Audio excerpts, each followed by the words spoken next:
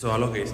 So NEET 2022 so நான் எழுதுகிற டைமில் நான் வந்து ஒரு சில மிஸ்டேக் பண்ணியிருந்தேன் எக்ஸாம் ஹாலில். ஸோ அந்த மிஸ்டேக் என்னென்ன, ஸோ அதை எப்படி அவாய்ட் பண்ணலாம் அப்படிங்கிறதே நான் வந்து உங்கள்கிட்ட ஷேர் பண்ணுறேன். ஏன்னா ஸோ நான் அந்த மிஸ்டேக் பண்ணும்போது ஸோ எனக்கு அப்ராக்சிமேட்லி ஒரு 50 மார்க்ஸ் கிட்ட வந்து போயிடுச்சு. ப்ளஸ் இந்த லாஸ்ட் 1 வீக் அப்படிங்கிறது ரொம்ப க்ரூஷியலான ஒரு ஃபேக்டர் இருந்துச்சு. ஸோ அதில் என்னோட எக்ஸ்பீரியன்ஸ் ஒரு சிலதை நான் ஷேர் பண்ண போகிறேன். வீடியோ புதுசாக இருந்தீங்க அப்படின்னா மறக்காம சேனலை சப்ஸ்கிரைப் பண்ணிட்டு இந்த வீடியோ லைக் பண்ணுங்கள். ஸோ ஓகே, ஸோ ஃபஸ்ட்டு ஒரு விஷயம், இந்த லாஸ்ட் 1 வீக்கில் நான் வந்து ஒரு சில மார்க் டெஸ்ட் எழுதியிருந்தேன். ஸோ அந்த மார்க் டெஸ்ட்டில் எனக்கு எவ்வளோ மார்க் வந்துருந்துச்சு, லைக் லாஸ்ட் ஒரு 2 டேஸில் நான் வந்து ஒரு 4 மார்க் டெஸ்ட் எழுதிட்டு அனலைஸ் பண்ணேன்.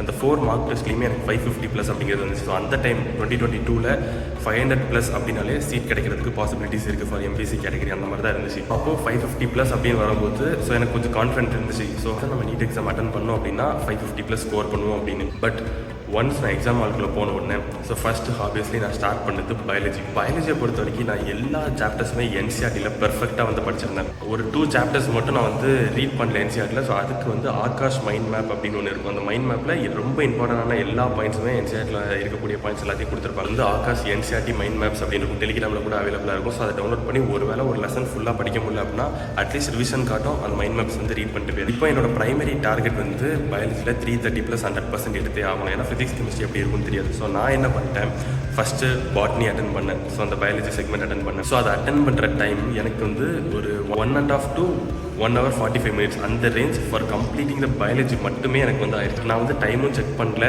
நான் வாட்டில் வந்து எக்ஸாம் அட்டன் பண்ணிட்டு இருக்கேன். ஏன்னா பயாலஜியில் 330+ எடுக்கணும் அப்படிங்கிறதுல நான் கான்சன்ட்ரேட்டாக இருந்தேன். பயாலஜி ஆப்வியஸ்லி நான் வந்து ஸ்கோர் பண்ணேன். பட் என்ன ஆயிடுச்சு அப்படின்னா, இந்த ஃபஸ்ட் டைம் அப்போ தான் பிரிச்சிருந்தாங்க. ஸோ அதில் செக்ஷன் ஏ செக்ஷன் பி இருக்கும். நான் சுவாலஜியில் செக்ஷன் பி இருக்கும்ல, ஸோ அதில் ஒரு சில கொஸ்டின் அட்டன் பண்ணாமல் டேரெக்டாக ஃபிசிக்ஸ் அண்ட் கெமிஸ்ட்ரிக்கு மூவ் ஆன் ஆகிட்டேன். ஏன்னா இப்போ ஃபிசிக்ஸ் ஆர் கெமிஸ்ட்ரி ரெண்டில் ஏதோ ஒன்று ஈஸியாக வந்து இருக்கலாம். ஸோ நம்ம வந்து ரொம்ப கான்சன்ட்ரேட்டட் லைக் பயாலஜிலே வந்து பண்ணிட்டோம்.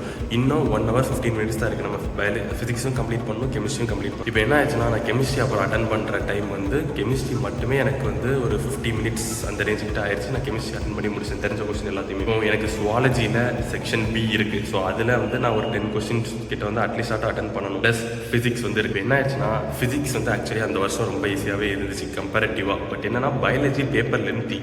ஸோ அதனால் பயாலஜி டைம் கன்சியூமாக, இப்போ பயாலஜி அந்த வருஷம் ரொம்ப லென்த்தியாக வந்து இருந்துச்சு. ஸோ அதனால் டைம் கன்சியூமிங்காக இருந்துச்சு. ஸோ அதனால் எனக்கு பயாலஜி 1 hour 45 minutes ஆயிடுச்சு, எக்ஸ்க்ளூடிங் சுவாலஜியில் அந்த பார்ட் பி இருக்கும்ல, அது அட்டன் பண்ணாமல். நெக்ஸ்ட் 50 minutesல நான் கெமிஸ்ட்ரி அட்டன் பண்ணிட்டேன். ஸோ லாஸ்ட்டாக எனக்கு இருந்தது ஒரு 20 minutes கிட்ட அப்ராக்சிமேட்டாக இருக்குது. இதில் நான் என்டையர் ஃபிசிக்ஸ் அட்டன் பண்ணணும், சுவாலஜியில் செக்ஷன் பி வந்து அட்டன் பண்ணணும். இதில் வேறு எனக்கு கொஸ்டின் பேப்பர் கொஞ்சம் லேட்டாக தான் வந்து கொடுத்தாங்க. ஸோ அது ஒரு இம்பார்ட்டண்டான ஒரு ப்ராப்ளமாக இருந்துச்சு. இப்போது நான் வந்து என்ன பண்ணுறேன் அப்படின்னா, ஃபிசிக்ஸில் டேரக்ட் கொஸ்டின்ஸ் இருக்கும்ல, அந்த டேரக்ட் கொஸ்டினை ஃபாஸ்ட்டாக நான் அட்டன் பண்ணுறேன். இப்போ வந்து என்னோட பிளான் எப்படி இருந்துச்சுன்னா, இன்னும் 20 minutes இருக்குது. 15 minutesல ஃபிசிக்ஸ் எவ்வளோ அட்டன் பண்ண முடியுதோ அட்டன் பண்ணும். அதில் என்னன்னா 15 minutesல நான் வந்து ஒரு 17 question அப்ராக்சிமேட்லி எழுதுனேன். அந்த 17மே கரெக்ட். ஸோ எனக்கு என்னெல்லாம் நல்லா தெரிஞ்சிச்சோ அந்த ஃபிசிக்ஸ் அட்டன் பண்ணிட்டேன். பட் சுவாலஜியில் அந்த பார்ட் பியில் இருக்கக்கூடிய ஒரு சில கொஸ்டின்ஸ் லைக் ரொம்பவே ஈஸி, ஒரு 6-7 questions கிட்ட எனக்கு நல்லா தெரிஞ்ச ஒரு 6-7 questions என்னால் அட்டன் பண்ண முடியல. ஃபிசிக்ஸ்லேயுமே எனக்கு தெரிஞ்ச ஒரு 10 questions கிட்ட எனக்கு வந்து தெரியும் அந்த ரேஞ்சில். ஸோ அதை என்னால் அட்டன் பண்ண முடியல. ஸோ என்ன சொல்ல வர்ற பாயிண்ட் என்னென்னா,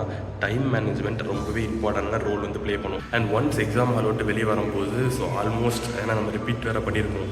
ஸோ தெரிஞ்ச கொஸ்டின்ஸை விட்டுட்டோமே இவ்வளோ 1 year ஹார்ட் ஒர்க் பண்ணி அப்படிங்கிற ஒரு ப்ரெஷர் வந்து இருந்துச்சு.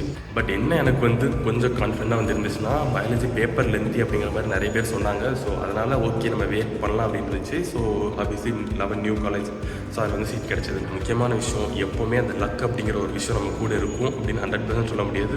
பட் எல்லா சுச்சுவேஷனுக்கும் ப்ரிப்பேர்டாக வந்து இருக்கும். ஸோ இவ்வளோ தான் நம்ம மார்க், இதுக்கு தகுந்த மாதிரி தான் அட்டன் பண்ணணும். ப்ரீஃபிக்ஸ்டாக போனோன்னா ஒரு சில ப்ராப்ளம்ஸ் வந்து சந்திக்க வரும். ஸோ அதான் நான் சொல்ல வரேன். நான் வந்து இப்போ 550+ அப்படின்னா 550க்கு தகுந்த மாதிரி ப்ரிப்பேர்டாக வந்து போகணும். ஒன்ஸ் நீங்கள் ஒரு டார்கெட் வந்து ஏம் பண்ணிங்கன்னா அதோட எக்ஸ்ட்ரா 50 மார்க்ஸ் எடுக்கணும் அப்படிங்கிற ஒரு மைண்ட் செட்டில் வந்து உள்ள அப்ரோச் பண்ணுங்கள். அண்ட் ஒன்ஸ் உள்ளே என்ட்ராகி நீங்கள் வந்து ஒரு பிளான் ஏ ஃபாலோ பண்ணுறீங்க, பிளான் ஏல ஏதோ ஒரு பிரச்சனை வருதுன்னா உங்களுக்கு இருக்கக்கூடியது டேக் 1 minute டைம், ஒரு நிமிஷம் டைம் எடுத்து யோசித்து அடுத்து என்ன பண்ணணும் அப்படிங்கிறத டிசைட் பண்ணுங்கள். ஏன்னா ஒவ்வொரு மார்க்குமே வேல்யூ ஆகப்படும். ஸோ ஒன்ஸ் எக்ஸாம் ஹாலுக்குள்ளே போயிட்டீங்கன்னா ப்ரெஷர் ஆகாதீங்க. Start with your stronger subject. உங்கள் ஸ்ட்ராங்கர் சப்ஜெக்ட்டில் ஸ்டார்ட் பண்ணி அதில் கான்சன்ட்ரேட், ஒன் டைம் ஒரு சப்ஜெக்ட்டில் கான்சன்ட்ரேட் பண்ணுங்கள். அப்புறம் ஒருவேளை அது நல்லா இல்லை, டஃப்பாக இருக்கிற மாதிரி இருந்துச்சு அப்படின்னா அடுத்த எந்த சப்ஜெக்ட் ஈஸியாக இருக்கோ அதுக்கு மூவ் ஆனாங்க. ஈஸியான எல்லா கொஸ்டினுமே அட்டன் பண்ணலாம். அட்லீஸ்ட் ஒரு 10 minutesக்கு முன்னாடி முடிச்சுட்டு டவுட் இருக்க கொஸ்டின் எல்லாத்தையுமே வந்து சால்வ் பண்ணுங்கள். ஸோ டைம் மேனேஜ்மெண்ட் ரொம்பவே இம்பார்ட்டண்டான ரோல் வந்து ப்ளே பண்ணும். ஒருவேளை அந்த டைம் அப்படிங்கிறது மிஸ் ஆகிற மாதிரி இருந்தாலும் take 1 minute time and act accordingly.